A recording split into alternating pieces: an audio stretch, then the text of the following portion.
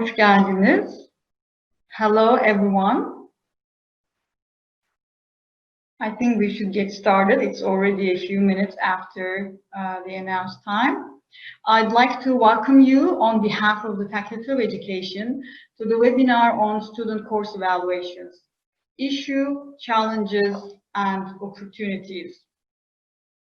My name is Günüz Kartal, and I will be facilitating the webinar today. At this point, I'd like to revert to Turkish very briefly. Üniversitemize ve bilim dünyasına büyük emeği geçmiş olan Psikoloji Bölümü emekli öğretim üyesi, hocalarımızın hocası, Emeritus Profesör Hamit Fişek'i bugün uğurluyoruz. Kendisini saygı ve sevgiyle anıyoruz. Yakın zamanda kaybettiğimiz Haluk Beker, Erol İnermen ve Metin Balcı hocalarımızı da bu vesileyle anmak isteriz. Thank you. So let me introduce you the speakers of today's webinar. Speaking today will be Dr. Engin Ader and Dr. Serkan Arıkan from the Department of Math and Science Education, and Dr. Bengü Börkan and Dr. Sibel Akmehmet Şekerler from the Department of Educational Sciences. Their names are listed in the flyer that we sent out in the order that they will present. So I announced them in the order that they will present. Also, other colleagues from other departments from the Faculty of Education have contributed ideas for the webinar topic today. Dr. Nalan Babur, Dr. Zeynep Erdiler, and Professor Emine Erktin are also contributors to today's webinar, so we would like to thank them as well. Okay, after Engin's brief introduction on what student evaluations are in the backdrop of program evaluations and what their role is in an actual evaluation of teaching, we will look at student course evaluations from three different perspectives. Serkan will focus on statistical and measurement issues. Bengü will discuss the literature on validity of student evaluations. And Sibel will finally look closely at the kind of information student feedback provides us and how to use this information in a constructive way for improvement of teaching. Each speaker will have about 15 minutes. The last 15 minutes we will use for question and answer. During the presentations, your microphones will be turned off, but please use the chat box in Zoom to ask questions. I will be looking at the chat and monitoring the questions as you pose them. So after the presentations, I will direct these questions to the speakers. And of course, at the end, you'll also get a chance to ask further questions. Okay, again, thank you for participating, and now I'll turn over the floor to our first speaker, Engin Ader.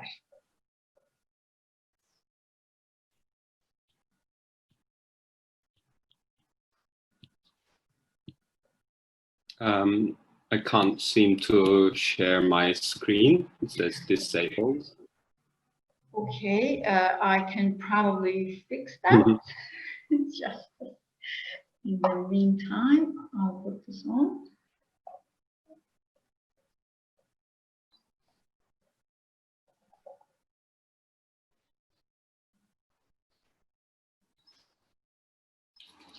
Well, I can maybe make my brief introduction in the meantime. I'd like to welcome you all. First of all, I'm Engin Ader from Mathematics and Science Education Department. I'm going to make a brief introduction today about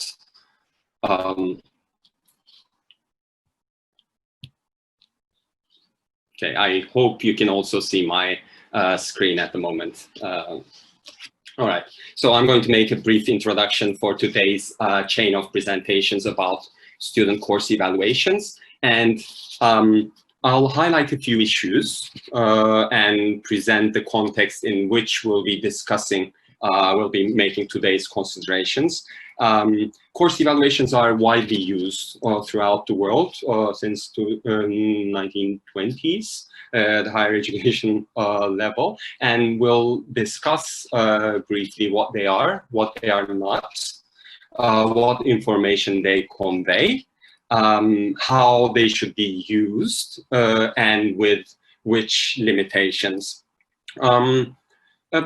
I'd like to start by stating that Boğaziçi University is officially regarded as a research university in our country. Well, I believe this has two main implications for our purposes today.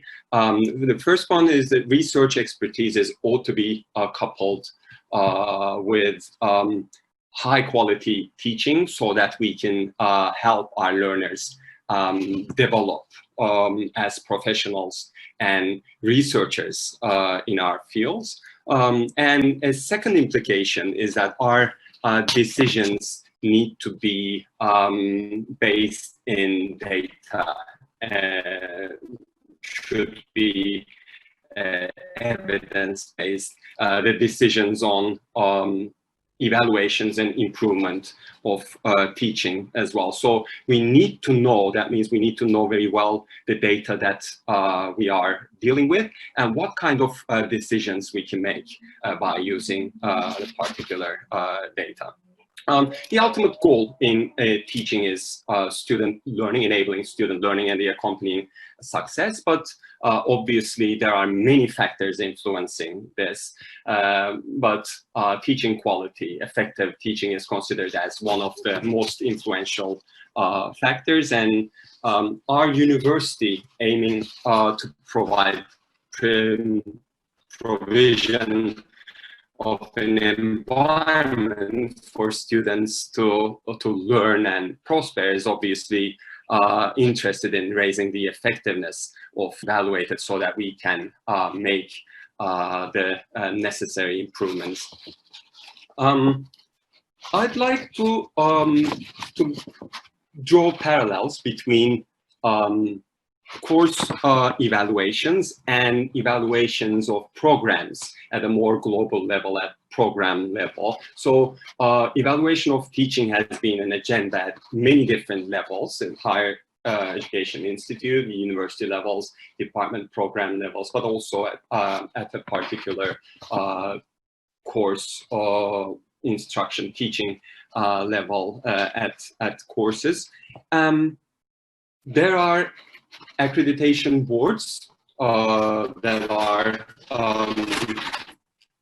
examining the quality of teaching at the quality of provision of education at program levels. I tried to list a few international and national accreditation institutions over here.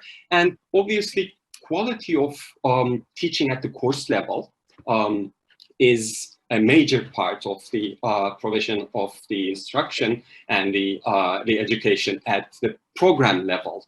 So I believe it's important to draw these parallels. And in my next two slides, I'm going to talk a little bit about components of evaluations at the program level, but also at a course level, course evaluation level. This list over here is taken from EPTAT's webpage, from their way of doing things. EPTAT is the institution, the accreditation institution for national accreditation of faculties of education in Turkey. And seeing this list over here, the components that they are evaluating, seeing this list can give us ideas as to what kind of things we can look at course evaluations, but also the way they do the accreditation, their methodology might also give us ideas as well. More on this is coming in a little while. So moving on to the grain size, the grain at a level of courses, the grain size of courses, in which we are more interested because the teaching actually takes place at that particular level. We need to consider key components of courses that need to be evaluated. So the list here helps us focus on the planning, the preparation that goes into the course and the teaching, the course design, the content, the match between the course goals and how they're reflected in the objectives and the teaching and learning activities, the actual activities that take place in the classroom, where the classroom can be our Zoom or web pages. Now with this era, things are slightly changing, things are moving out of the classroom more and more. Teachers' interaction with the instructors' interaction with the students, so guidance and support they provide. Assessment as a very important component, of course, is how the assessment is done, and course materials and technology. So this is not necessarily the ultimate list.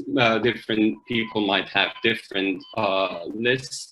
That's not necessarily the focus of our session today, but seeing this extensive list gives us ideas as to what needs to be included in course evaluations and the kind of things we need to focus on if we want to make a thorough evaluation of courses. All right, so an important idea here is that we'll be focusing on students' evaluation of courses through items that they respond to about the course and the teaching involved. And students' evaluation of teaching is used as a proxy, as a representative of the effectiveness of the actual course, the actual teaching. So that's an important idea for us to consider throughout the entire webinar today. And I also want to highlight few issues about terminology, because there are different terms people use in the relevant literature about what we're referring to today as student course evaluation. Some call it student evaluation of teaching, SET. Some prefer to use the term student ratings, which might have more of a connotation of a measure of student satisfaction. There are a variety of methods for evaluation, such as peer evaluations, portfolios, which might be used for self-evaluations, external formal reviews that are done by external bodies. Accreditation institutions are considered as an example of this. But student evaluation of teaching is the most common method for course evaluations. So the key question we need to be asking here is, what is SET? What really is student evaluation of teaching? Is it a popularity contest for instructors among students? Is it a measure of student satisfaction? Is it a really good indicator of effective teaching? These questions are begging answers. We'll be referring to those in the following, in our following presentations. Another question is why student evaluations of teaching are used. I said, referring to the literature, that it's the most commonly used method. There are potential answers for that question. They're relatively easy to handle, easy to collect, and relatively cheap. That might be one reason. Student evaluation, student course evaluations provide numbers, numerical data for different items that are included in the evaluation questionnaire. And we also have an average. So in numerical data always makes it easier to make comparisons across courses. And having numbers might create an air of objectivity. Some people prefer it for that purpose. And another potential reason might be the attractiveness of referring to those who have the first-hand experience of teaching the students. There are many proponents and opponents of using student course evaluations for evaluating the effectiveness of teaching, and they have a variety of arguments which we're going to be focusing on in the following three discussions. Our university has been using student course evaluations for a long while, and since 2011, it's fully online. It's handled online, and our university website has a page that you can see over here about course evaluations. It's providing information about the process and some useful suggestions. If you haven't already seen that, you might want to have a quick look at that web page. And this is, I'm sure you're familiar with this. This is the screen that we are presented for our results. I'd like to share here a brief example from my personal experience. I value student course evaluations, the data flowing in from that channel a lot. So I try to encourage my students to participate as much as possible. So I try to encourage them so that the rate of participation increases, so I can hear the voices of as many students as possible. And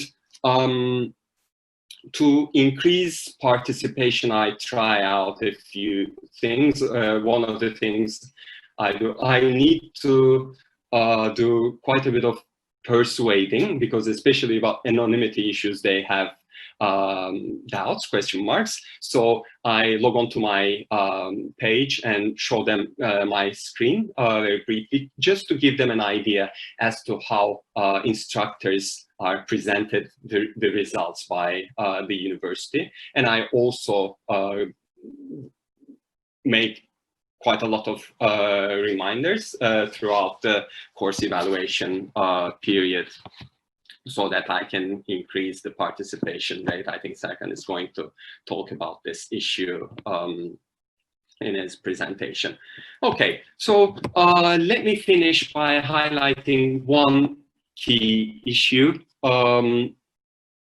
We strongly suggest approaching educational problems as problems where we need to focus on learning. So in our case here, in terms of student evaluation, course evaluations, we can think of them as part of the learning curve for the instructors along the same vein. So let's now focus on what SET is from a measurement perspective, look at what research is telling us about student evaluations and how we can make sense of them with a counseling perspective, and ultimately use them for improvement of teaching. So I think that's it from me. I'll leave the floor to my colleagues, and I hope you enjoy the rest of the webinar. Okay, thank you very much for that introduction, Engin, and also for the examples from your own experience. And now we turn to Serkan Arıkan for a discussion on statistics and measurement. Welcome all. I will first share my screen. I hope you can see it now. Yes, we can see it. Welcome again to our webinar. Actually, I will discuss issues when we use a questionnaire as an assessment tool, when we have any questionnaire, we need to ask ourselves some questions to use our scores in a more valid way. Could we add each item score to calculate the total score or the average? Is our sample representative of all students in the classroom? Considering the score used, which one is more appropriate, norm reference assessment or criterion reference assessment? And could we compare means of different samples? These are the main issues I want to talk about, and consider that these are these issues in any questionnaire. Related to the first question, generally people add item responses to get the total score or the mean. When we do this, we assume that all items have equal weights. This might be the case, but also when we add the items, we think that these items have the same role in predicting any construct we are measuring. In this case, it could be teacher effectiveness. We have items like clarity of course objective, encouragement of student participation, ability to help outside of class time. So if we think and show evidence that these items have the similar ability, similar role, we might add, but sometimes they might have different weights, so they might have different roles. And another issue related to the dimensionality of our instrument. If we add all items, we will collapse all the dimensions into a one dimension. Actually, we need to test the dimensionality of any instrument. So if we have one dimensional, if it is unidimensional, we might add the items, considering that they have the same weights. But if there are more than one dimension, we might be thinking other options.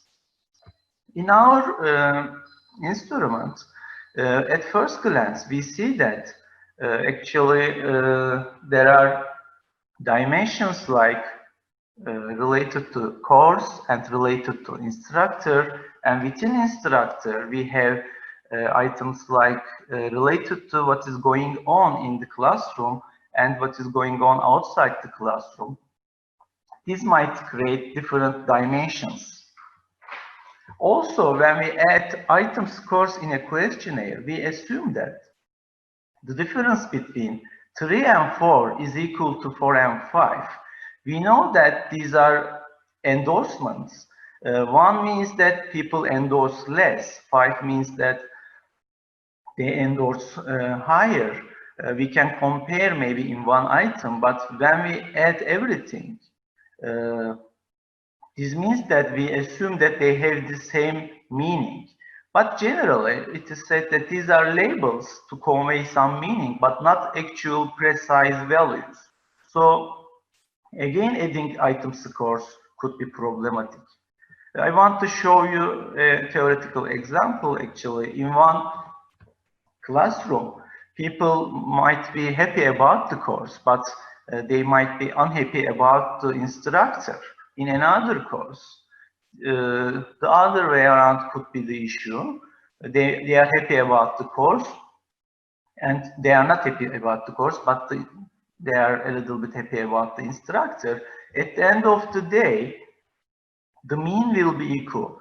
So for each item, the mean is reported, but when we consider the overall mean and when we report the percentile, the focus becomes the percentile.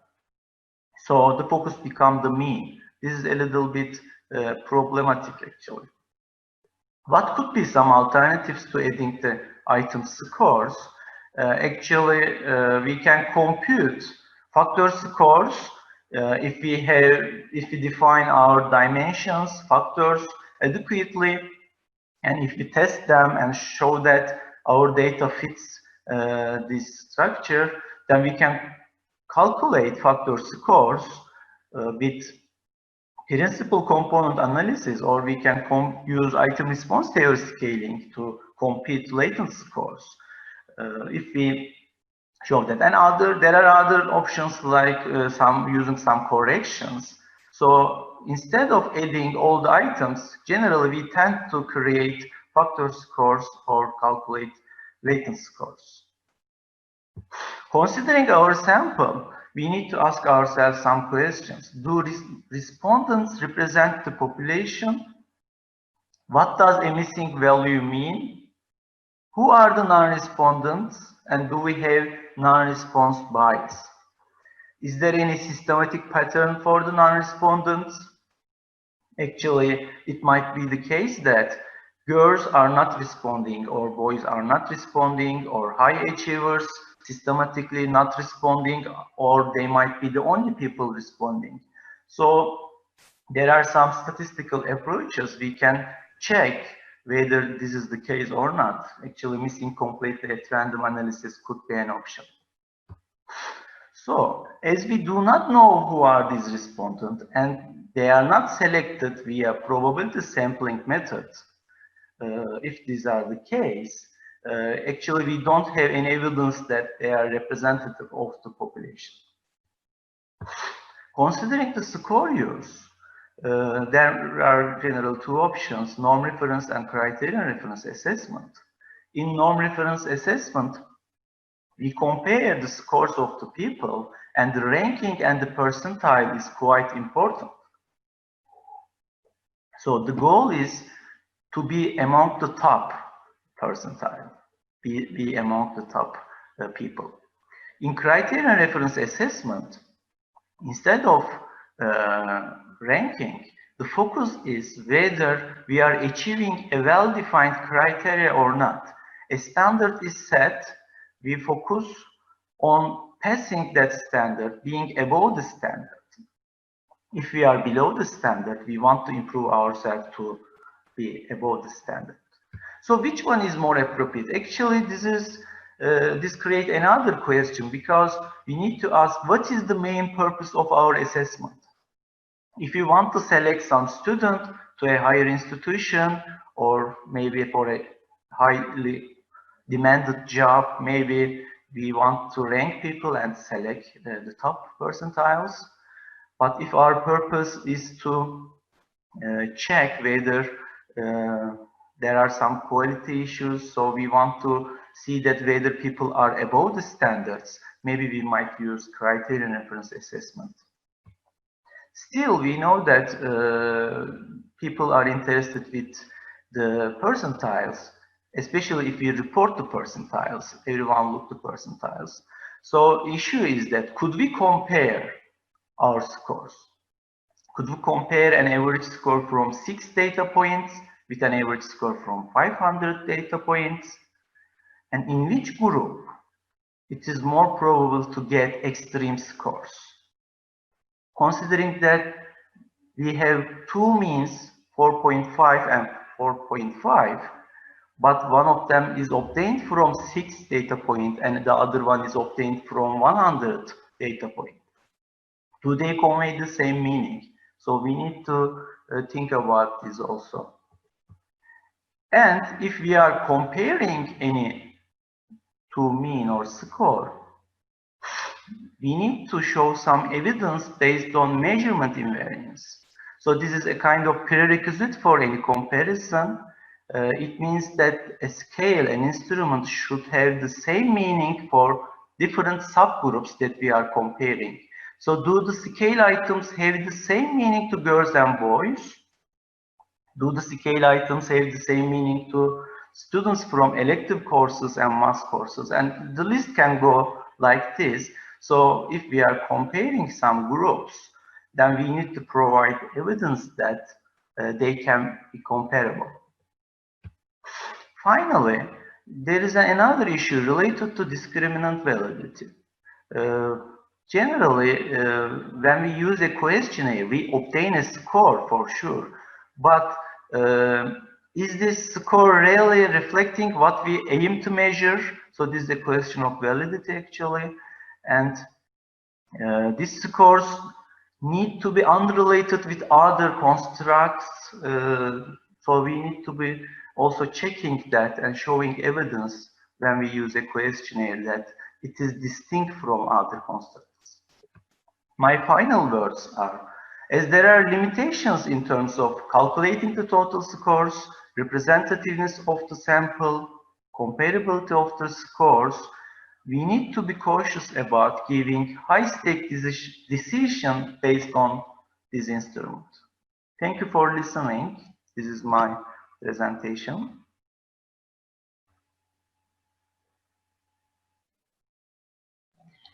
Okay, thank you, Serkan, for sharing that illuminating presentation with us with important questions that you asked, and also using the very course evaluation form that we use here at our own university.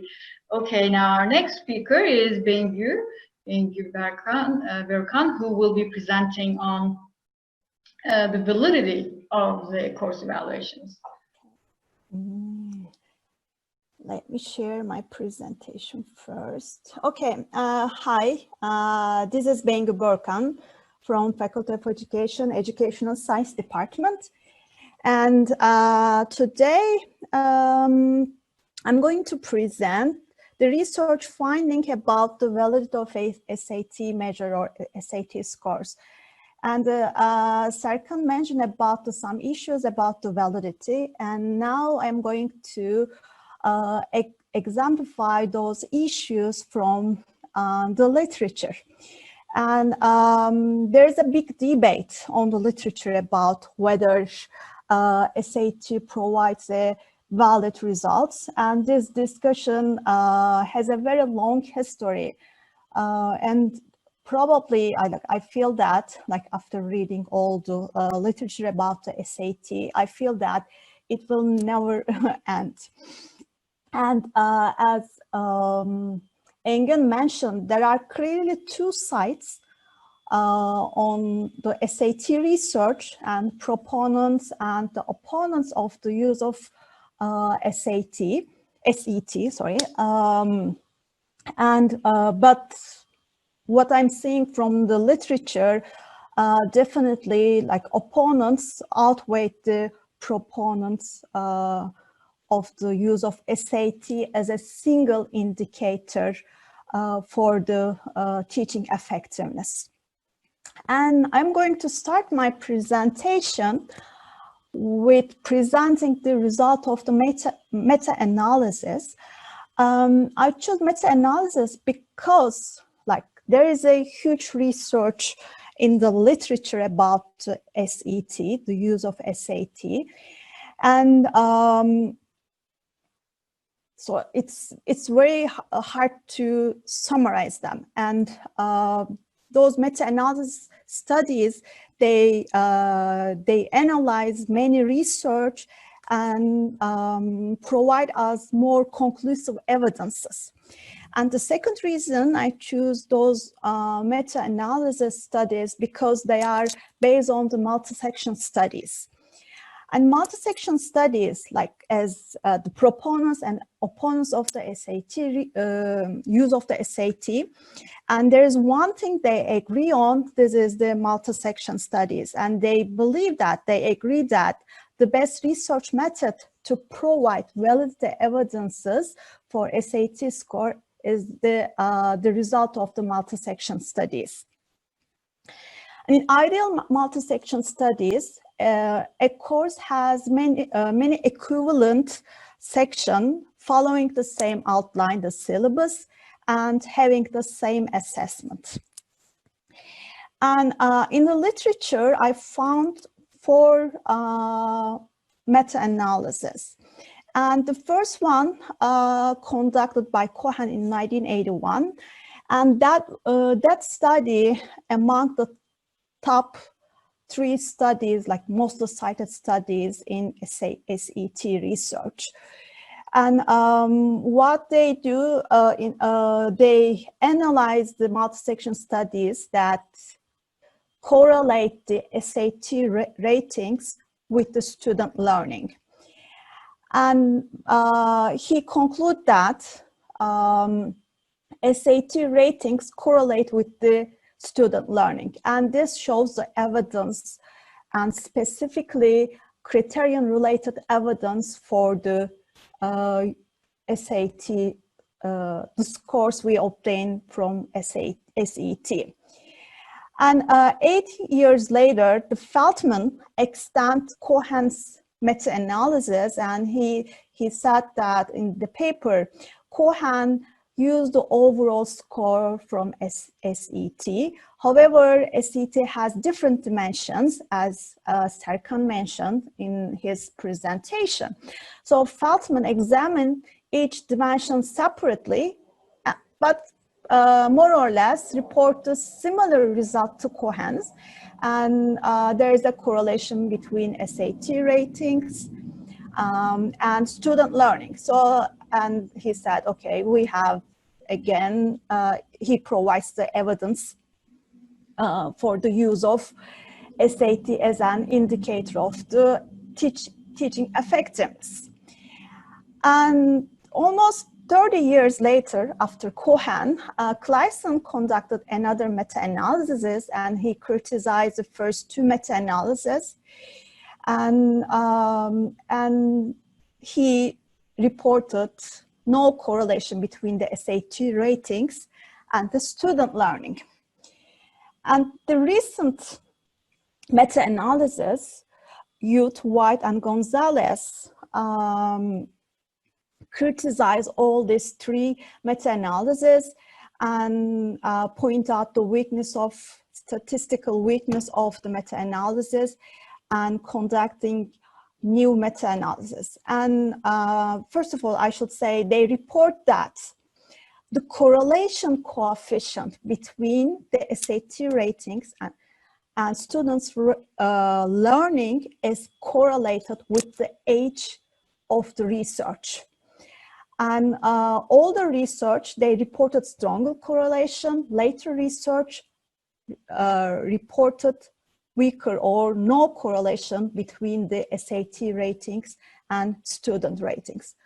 So based on the meta-analysis, and they report that multi-section studies do not support the claim that students learn more from more highly rated professors. Okay, after meta-analysis, now I'm going to present individual study findings.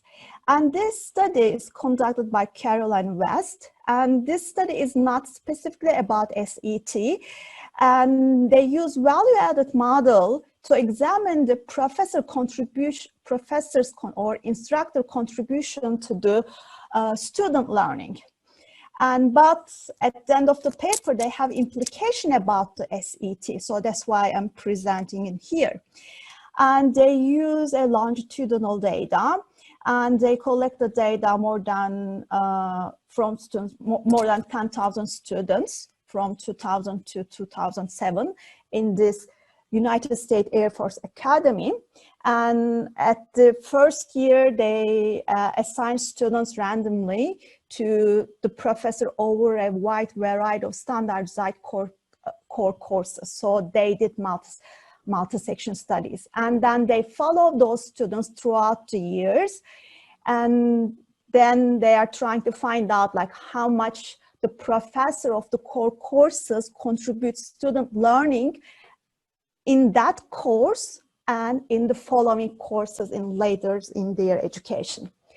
And they conclude that students' evaluation are positively correlated with professor value added and negatively correlated with follow-on student achievement. That is, student appears to reward higher grades in introductory course, but punish professors who increase deep learning. And in another study, I picked that study because this study, besides traditional statistical technique, they use a neural network analysis and Bayesian data reduction and classification algorithms. They collect their data from 108 1,800 students from different 116 courses offered by a School of Business. This is not multi-section study, but what they did, they use a standardized test to measure student learning outcomes or student achievement. At the end of the study, and they reported little or no support for validity of SET scores as a general indicator of teaching effectiveness or student learning. Okay, another study, this is not an empirical study, and this is a review article. This is a bit old, 2013. However, this is the latest review article I can find in the literature. And these researchers, they are again well-known researchers in the SAT research field. And they did an extensive review of the literature, and they reviewed 158 journal articles and 2 book chapters. And they conclude that research on SAT has far failed to provide clear answer to critical questions concerning the validity of SAT.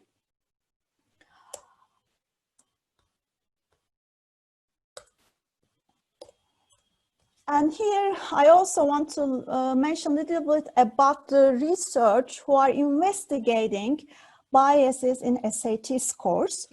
Here, this is just the tip of the iceberg. It's as I said, there is so many research in this field. So just I'm trying to summarize them here. French and American researcher conducted a study at a French university in 6 mandatory courses: history, macroeconomics, microeconomics, political institution, political science, and sociology. And they collect data from for more than 4,000 first-year students in more than 1,000 sections at the French university. So at the end, they conclude that average SAT, the average of SAT, average of the classroom, average SAT and average final exam score is not correlated. And average SAT are significantly associated with instructor gender, with male instructors getting higher ratings in every discipline. However, students of male instructor does not perform better than students of female instructor in all disciplines. So this means that the statistically significant difference in SAT score for male and female instructors does not seem to reflect a difference in their teaching effectiveness. And there are research shows that personal characteristics make a difference. For example, physical attractiveness matters, and how students perceive their instructor is shaping their responses to the SAT. Student grade expectation, I think that is the variable most studied in the literature, in the research. And we all know that like SAT score are positively correlated with students' grade expectation. And here's some example from the literature. And there are, we can interpret that correlation from different perspectives.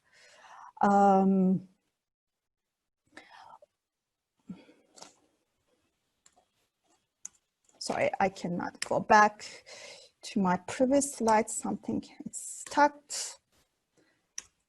Okay, Marge offered 3 possible interpretations. Students give higher score to instructor from whom they receive good grades. So this is, he called that the leniency hypothesis. And another interpretation is called validity hypothesis. This means that SAT is a valid measure. And the student characteristic hypothesis, pre-existing student characteristics such as prior interest affects both teaching effectiveness and student learning. So this hypothesis suggests that any correlation between the grades and the rating of teaching effectiveness are spurious. Since because of time limitation, I want to go back, move forward quickly and just mention the result of several studies. And these are the two studies. And the first study conducted in Berkeley, University of California, Berkeley, and they reported very high correlation between the instructor effectiveness and course enjoyment. And similar study from Italy, and they are a professor at the economy department. So with their own language, they say that students evaluate teacher on the basis of their enjoyment of the course or on the basis of their realized utility. Okay, and here I also want to mention the halo effect. Halo effect is directly related with the validity of the instrument, any measurement instrument. Marsh and Burkhan reported that SAT appears to be subject to substantial halo effect, which means students answer the different dimension of the instrument in a similar way. As you remember, Serkan mentioned that, or any SAT instrument or in SET instrument, it's tapping, every item is tapping the different aspect of the course. But in halo effect shows that students have their own perception, and without really reading what question is asking, they are responding the item. So that's why usually we don't see those dimensions in the instrument in the factor analysis. And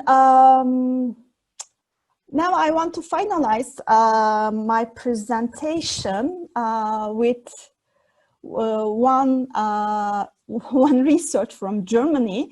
It's conducted in 2018 from the medical school.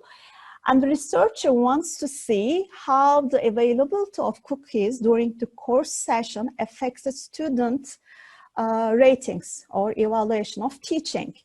And they perform randomized control trial, and they assign 118 third-year medical students into 20 groups, and 10 of which had free access to chocolate cookies during the course, and 10 of which did not.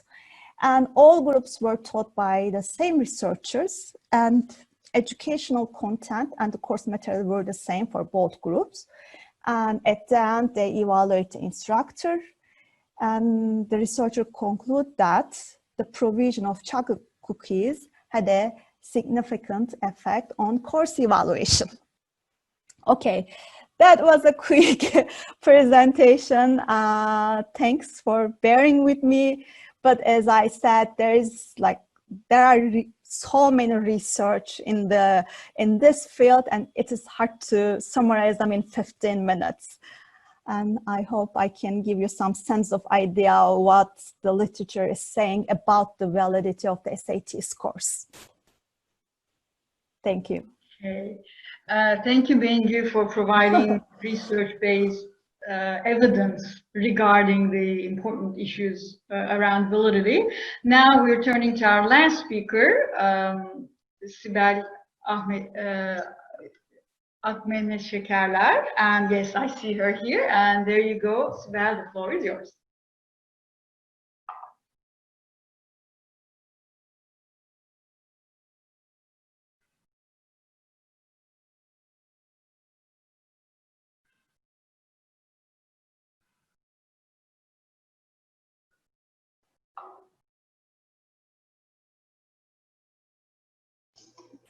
I'm so excited I couldn't unmute myself.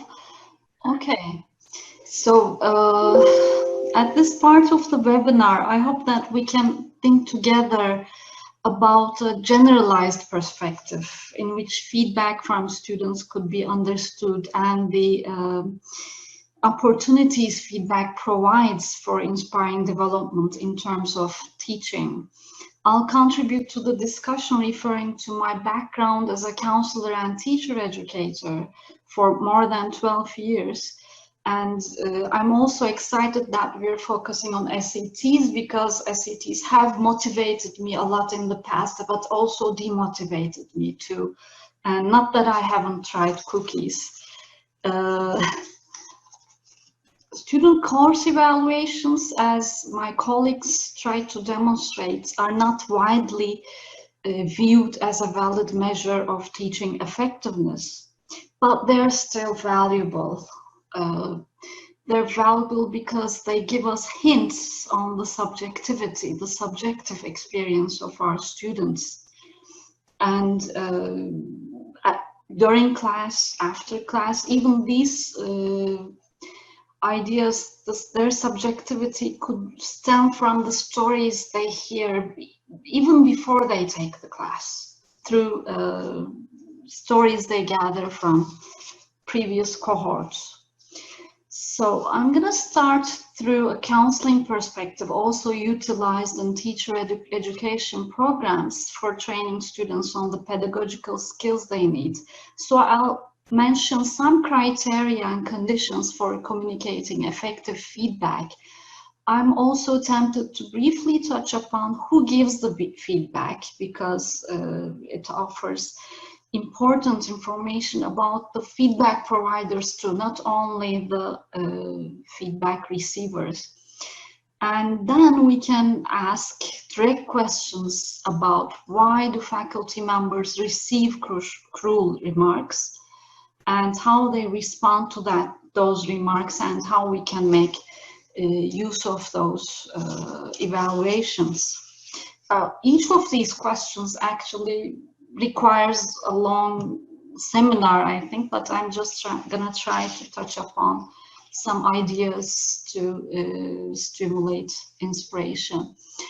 So what feedback means in the counseling perspective. In written or verbal form, it helps voice the perception of others, our blind spots, how other people see us, and things that we're not aware of, but others notice about us. So the basic aim is change, and sometimes not, because sometimes we give feedback and tell people that you just go on doing whatever you're doing. You're doing a good job, so not always change, but the basic goal is. And we can also talk about the sibling of feedback, that's challenge, I think. Challenge has more similarities with feedback than differences. I personally view the whole teaching process actually as a challenge to students. We're telling students, this is how this is done. Let me help you make sense of this. This is the interpretation that I suggest. But constantly, we are challenging our students throughout the semester, and at the end of the semester, if we haven't given them enough chance to speak their minds, the student evaluations could be the only time that they're challenging us back. I just am a fan of Carl Rogers, so I just had the temptation to put the three Rogerian conditions on my slide, particularly because he suggests these conditions also for interpersonal relationships, and the relationship between students and instructors is an important kind of relationship that involves not only cognitive factors but also emotional factors. So observation, we can differentiate between observational feedback and experiential feedback. We can talk about nonverbal feedback, verbal and written feedback, and we can assert that feedback is not fixed in persons, it's created collectively in a specific context. We can go deeper into that, but I'm just gonna keep it simple. And I'm just gonna assert that it's a skill that can be learned in our faculty. It's a skill that we have to learn and teach our students. Educators recommend that timely feedback, specific feedback, concrete and dignifying feedback are some factors that makes feedback effective. So all of these ideas about feedback lead us to questions related to SETs, and I'm sure you might have some experiences around that too. Do instructors receive student feedback presented in a dignifying style? And is there anything left unsaid when it is only written and anonymous? I'm sure students have verbally spoken to you and said positive things about the course and about how you manage the course, but when it's written, you might have different information, you might receive different information. So what do positive and negative feedback from students mean in terms of power too? That's a big question. Or in terms of student needs, a question that's more reasonable to answer. I just wanted to look at who is providing the feedback. In our case, university students, we have around 15,000 students. 2,000 of them are from the English preparatory to, I think around 2,500 of them are graduate students. But most of them are, using the popular term, in the emerging adulthood period in their lives where they're not considered to be adolescents, but they're not full-blown adults either. So they have varying needs, psychological needs, economical needs, social, and of course we focus on their academic needs. And there's some research which looked at students, whether they asked the question whether the students were prepared before they come to the university, whether they prepared for university courses, and they saw that those that were not prepared had different academic needs, and those needs might not be the ones that we can answer in our courses sometimes. So I also wanted to look at some college counseling studies. We have a lot in our department, and in one of them, top 3 problem areas were asserted as career and future concerns, emotional issues, academic concerns. So we have students who are really very anxious about their future careers, and it's inevitable that these concerns, these types of anxiety, these sources of anxiety are not reflected in SETs. They certainly are. But another need, belonging need of students, is also very crucial, belonging to a group, belonging to the university. And we know that many of our students struggle when they first come to the university. They cannot fit in because they come from all over different parts of the country. So which needs can be fulfilled through our courses by faculty and which needs cannot?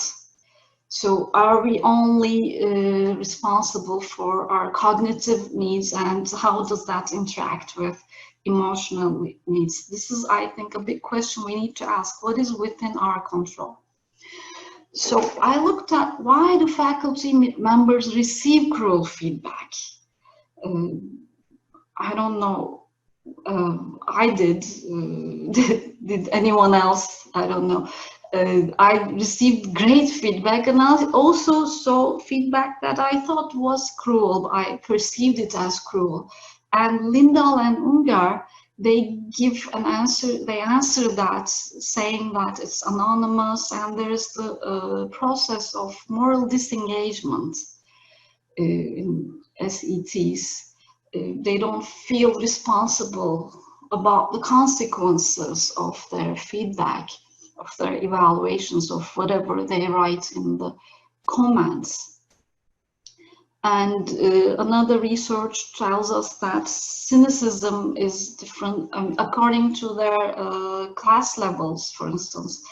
It's different between first-year students and second-year students. Sophomores are more cynical of their courses because they hear more during the process and they might have higher expectations. But by the time they're seniors, those expectations might go down, and that might affect their way of perceiving and experiencing our courses. So how do we respond to negative feedback? We can ignore, as some research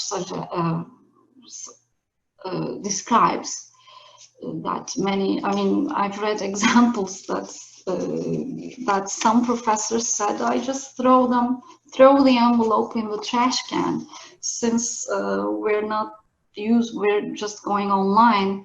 We can't throw anything away, but we can choose to ignore. But some faculty chooses to reflect on the evaluations, and we need to make possible decisions about whether the feedback is authentic or not, how much it is informed about the student might not be knowledgeable about the course expectation, what it's expected of them in their career in the coming years. So how can they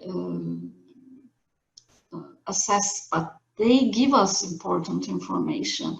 And positive feedback, should we keep on doing the same thing? Positive feedback not necessarily always tells us that everything's fine. Maybe it's okay. I'm going to come back to that.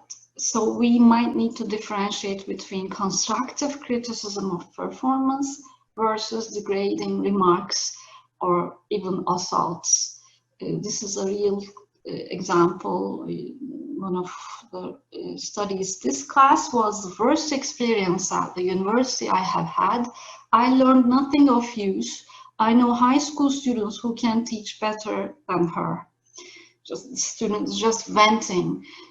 Or it might also be assault in the form of complimenting body parts. So, but according to what the comment is, we make some decisions about whether to take the comment seriously or not. So research tells us that faculty is sometimes frustrated, is fearful, embarrassed, especially when the remarks are within the borders of bullying. And negative feedback, again, our responses to negative feedback, we might choose to internalize, resent ourselves, or not take it seriously, ignore, disregard. So we can go to extremes, a total way of approval seeking versus total disregard, or we can create some constructive responses. We need to manage our emotions, so we can be just curious, ask questions, look for patterns. So we can do a systematic examination of remarks or ratings across the years. What do these remarks tell me? Okay, I know it's not a safe measure maybe, but still, what can I learn from those evaluations? What can I do differently so that my expectations are fulfilled, academic expectations from my students, and their academic needs are fulfilled? So faculty also have different behaviors as reactions. Simpson and Sigua documented 72 different specific behaviors, for instance, raising grades, lowering expectations, and or socializing with students outside of class as a response to negative feedback that they get. So the last few slides have to do with some recommendations that we can give to faculty about the interpretation of feedback. We need to understand the feedback provider, students' academic and cultural background, student expectations, student motivation. All of these might leave traces. Okay, those SATs are not the only, of course, not the only way that we can get this information, but what part of this information is reflected on SATs, we can look at that. And we can we need to think about their limitations in giving feedback. We can consider feedback as a gift. And we can just accept the gift. But we need to, again, differentiate which ones that we will not take personally and which ones that we can use to develop our practice. I put on my slide 2 nice recommendations. Do not compromise instruction. Do not take ratings personally. But sometimes it's inevitable to take them personally. So asking the question to yourself, which student needs are expressed through this evaluation, through this remark? For instance, if a student said, I could not follow the lesson, very simple. This has a wish in it. I want to be able to follow the lesson. This is, the student is actually expressing a need. It's not necessarily a nasty remark. So maybe you're going too fast, just like I'm trying to do now because I have a time limit. Maybe you're going too slow. The student cannot follow the lesson. So there's a lot to think about. And we should also be critical of positive feedback. She was always available. I get that a lot.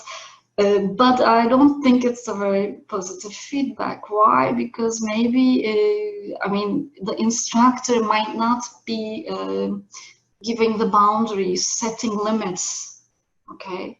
So you can contact me out of my office hours, but then I cannot concentrate on my own work. So not every positive feedback is a good sign for effective teaching. So one of the main questions, I think, how can I model also effective feedback for my students, and what can I do differently? This slide is really very crowded, as you can see, but it's just a preview of things that we can work on for helping faculty members develop their teaching.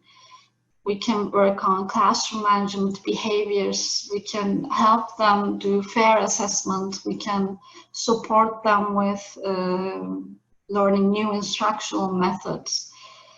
And in the end, the goal is to create a positive culture of feedback through reflecting on our interactions with the students. And for instance, we can think about whether we're a traditional lecturer or a facilitator in class. So what is good teaching? Who is an excellent teacher? I think these are big questions that we need to answer in other seminars in the future. I think my time is up. Thank you so much for listening. Let me stop sharing. Okay. Okay, thank you, Sibel, for providing a balancing perspective on the meaning of student feedback and some constructive questions for us to consider asking ourselves. Thank you again, and I hope to see you in our next webinar. Bye-bye.